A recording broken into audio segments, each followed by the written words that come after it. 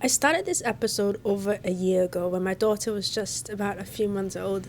I had been thinking of making an heirloom food item in the year my baby was born, something that ages beautifully as time passes, and give it to her when she grows up. In today's episode, we will talk about dried tangerine peels. Hi, my name is Christy, and this is the American Chinese Food Show.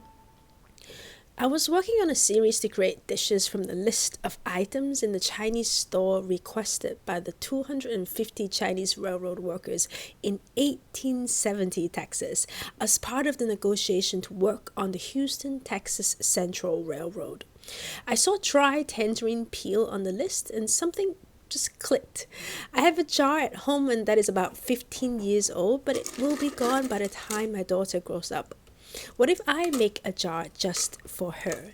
Even though it's unlikely she would know how to use it, maybe she can check out this episode a few decades later because I'll talk about what dishes you can make with dried tangerine peel.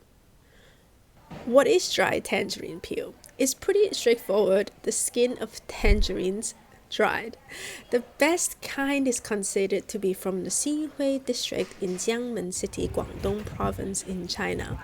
I got a chance to visit the area not long ago and took some footage of a small business operation there. Some say the tangerines there are special because they're located right at the convergence of the Xi River and the Tang River as the tributary of the Pearl River in southern China. An annual salt tides created by the lower course of the river added complexity to the soil. I tried to make some dried tangerine peel at home. I didn't have access to Xinhui tangerine, so I used California ones. I first rinsed the tangerines and patted them dry. I made 3 cuts from the top with a knife and removed the entire peel in one piece. In Xinhui, China, the work is similarly manual. They have a machine that slices just the peel of the tangerine with 3 slices.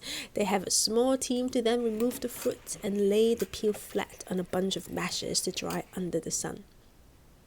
For mine, I dry them sitting up for a few days, then flip the skin over and dry it again for another few days. The amount of time needed to completely dry the peels will depend on the humidity and how much sun they're getting. You can only call it dry tangerine peels, 陈皮, old skin in Chinese, if it's been dried twice a year for longer than 3 years. Store in an airtight container to age for at least a few months before using or up to several years. So how do you use dry tangerine peel?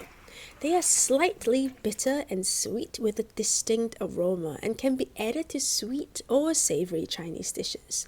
You can use it to make steamed minced meat pies, steamed fish, steamed abalone, or make savory soup with winter melon and roasted duck, or sweet dessert soups.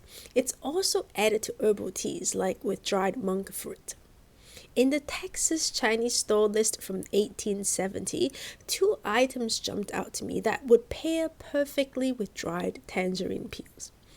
Red peas, which should be red beans, and sugar candy, which I think could be rock sugar. With these 2 ingredients, we can make the classic Cantonese sweet red bean soup. We won't be using the tangerine peels I made, but I have some aged ones here. First, soak the tangerine peels in water to rehydrate lightly before it's used. Then scrape off the bitter white pith before use. This dish is extremely easy to make. It just takes quite a lot of time. I am using the Instant Pot here so I don't have to pay attention to the fire. If you aren't, you have to first soak the red beans overnight. The trick here is to put the soaked beans in the fridge before you cook it so the cold and the hot makes the beans burst more easily. I'm adding dried lotus seeds and dried lily bulbs even though they aren't listed in the Chinese railroad grocery list. Add cold water to the pot. Pour everything in. I'm also adding brown sugar or cane sugar. I am doing 1 part red bean and 4 part water here. High pressure for 30 minutes and then wait for natural release. After cooking, I like to press the red beans so they kind of become a bit of a mush. Cantonese like their red bean soup, quote unquote, sandy. Season with just a tiny bit of salt and you have a classic Cantonese tong, so sweet soup. Back in 1870 at railroad campgrounds, much of the food was cooked over an open hearth fireplace, an iron skillet, a pot for boiling, and a tea kettle. This red bean soup requires hours of cooking, even with an instant pot. I'm not sure if this is how the railroad workers in Texas used the ingredients, but it's feasible they slow cook in the kettle over a campfire at night. I dedicate this episode to my daughter, who is now a silly toddler. That's it for today's episode. If you like our content, subscribe to our channel. See you soon.